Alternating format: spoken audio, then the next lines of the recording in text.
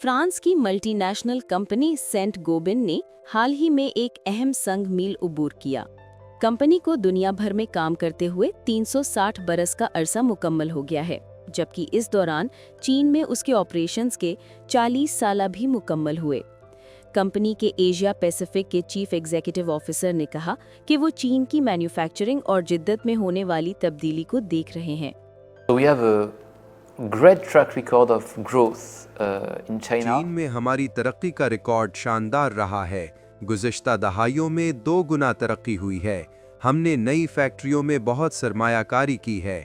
चीन में जिद्दत की रफ्तार बहुत तेज़ है, क्योंकि यहाँ जिद्दत के माहौलियाती निज़ाम में एक बड़ा और मुतहर्रिक रुझान है, जिसे हम भी हासिल करने की कोशिश कर रहे हैं। अब हम चीन में जिद्दत पैदा करते हैं। मैं ये कहना चाहता हूँ कि दहाइयों पहले हम यूरोप और अमेरिका में जिद्दत पैदा करते और फिर इन जिद्दतों को चीन में दरामद करते थे। अब सूरत हाल इसके बिल्कुल बरअक्स है। हमारा यहाँ शंघाई में एक बड़ा तहकीक व तरक्की का मरकज़ है, जहाँ 200 मुहक्किकीन काम कर रहे हैं।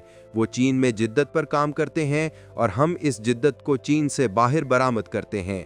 यूं चीन ने पैदावार करने वाले मुल्क से जिद्दत और पायदारी पर मबनी मुल्क की हैसियत इख्तियार कर ली है।